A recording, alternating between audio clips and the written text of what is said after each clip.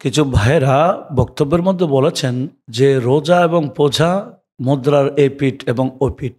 আমরা একই মুদ্রার এপার এবং ওপার, এইটাই হলো একদিকে রোজা আরেকদিকে হলো পোজা।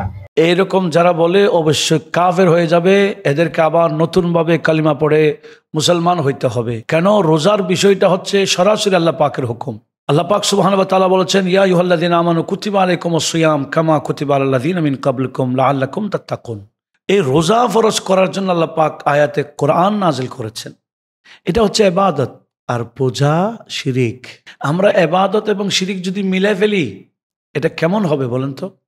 একটা হচ্ছে পূজা, যেখানে গায়রুল্লাহর উপাসনা করা হয়। রোজা, এটা আল্লাহর ইবাদত করা হয়। তা আমরা মুদ্রার এপিঠ ওপিঠ কি বুঝলাম? এটা কতটুকু জাহেল হলে, কতগুলো মূর্খ হলে, কতগুলো ইসলাম থেকে দূরে থাকলে এই কথাটা বলতে পারে? ভোটের জন্য, এই রাষ্ট্র দখলের জন্য, গদির জন্য যা ইচ্ছা তা কি বলতে পারি? আপনি যা ইচ্ছা তা আপনার ব্যক্তিগত বিষয়ে বলেন গা, শরীয়ত নিয়ে, ইসলাম নিয়ে আপনি এগুলা নিয়ে বক্তব্য, এগুলা কুফর। এমনকি শরীয়তের ফয়সালা হচ্ছে ইয়ানাতুল শিরকে শিরকুন, শিরিককে সহযোগিতা করা শিরিক। ইয়ানাতুল কুফরে কুফরুন, কুফরকে সহযোগিতা করা কুফর।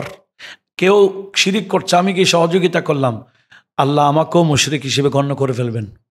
একজন বান্দা কাফের হয়ে গেল, আমি তাকে সহযোগিতা করলাম, তার কুফর থেকে না বাঁচাইয়া বরঞ্চ তাকে সহযোগিতা করলাম, আল্লাহ পাকের দফতরে আমিও কাফের হিসেবে গণ্য হয়ে যাব। এটা হচ্ছে শরীয়তের বিষয়।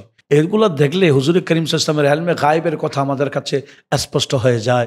হুজুর করিম সাল্লাল্লাহু আলাইহি ওয়াসাল্লামের হাদিস সিহাসির তার কয়েকটা কিতাবে রয়েছে, যা আখিরি জামানায় এমন একটা পরিবেশ তোমরা দেখতে পাবা যে মুশরিকদের সাথে আমার কিছু উম্মতরা মিলে তাদের সাথে শিরিক করা শুরু করে দিচ্ছে। বর্তমানে আমরা দেখছি হুজুর করিমের হাদিসের সাথে এমন কেমন মিলে যায়, বড় আশ্চর্য লাগে। এই সমস্ত বন্দারা নিজেরাও মুশরিক হচ্ছে। আমরা একটু মাজারে গিয়ে জিয়ারত করলে আমাদেরকে শিরিকের ঠেক লাগাই দিই। আমরা মাজারে গিয়ে পূজা দিই না, আমরা মাজারে গিয়ে ইবাদত আল্লাহটাই করি। জিয়ারতকে কেন্দ্র করে যা করা হয় ইবাদত। সূরা ফাতিহা পড়া ইবাদত, সূরা ইখলাস পড়া ইবাদত, দোয়া এটাও ইবাদত। আমরা মাজারে গিয়ে তো ইবাদতই করি, কিন্তু কিছু বান্দারা মাজারে গেলেই শিরিকের ফতোয়া, শিরিকের গন্ধ এরা ওখান থেকেই পায়। সেজন্য মাজার ভাঙ্গার মধ্যে প্রতিযোগিতা দিয়েছেন। কিন্তু বড় দুঃখ লাগে, এটা আল্লাহ পাক সুবহানাহু ওয়া তাআলার কুদরত আমরা দেখতে পাচ্ছি। মাজার কেন্দ্রিক শিরিক শিরিক শিরিক শিরিক ফতোয়া লাগিয়েছে, এরা নিজেরাই পূজা মণ্ডপে গিয়ে পূজা শুরু করে দিয়েছে। এটা আল্লাহ পাকের অবশ্যই কুদরত আমরা দেখতে পাচ্ছি, আউলিয়া কেরামের কারামত। আরেকটি বিষয় এখানে লক্ষণীয়, সেটি হচ্ছে ধরেন আমাকে আমার এলাকার মধ্যে প্রতিনিধি বানানো হয়েছে। তো আমরা জানি আমাদের দেশের মধ্যে বিভিন্ন ধর্মের মানুষ আছে, প্রত্যেকে আপন আপন ধর্মের কাজ স্বাধীনভাবে করবে। আমি মুসলিম হিসেবে কোনো বিধর্মী যদি তাদের উপাসনা করে আমি কখনো আক্রমণ করতে পারবো না, বাধা দিতে পারবো না, এটা আমার অধিকার নাই। আমি আমারটা নিয়ে থাকবো, কারো উৎসবে আমি যাব না। আমার উৎসব রয়েছে, আমাদের ইসলাম ধর্মের উৎসব রয়েছে। ফারুক আজম একেবারে স্পষ্ট ভাষায় বলে দিয়েছেন, ইস্তানিবু মিন আয়াদিল মুশরিকিন, মুশরিকদের ঈদের দিন, ঈদের উৎসব যেগুলো আছে সেখান থেকে তোমরা সবসময় বেঁচে থাকবা। তো আমাদের উচিত সেখান থেকে বেঁচে থাকা।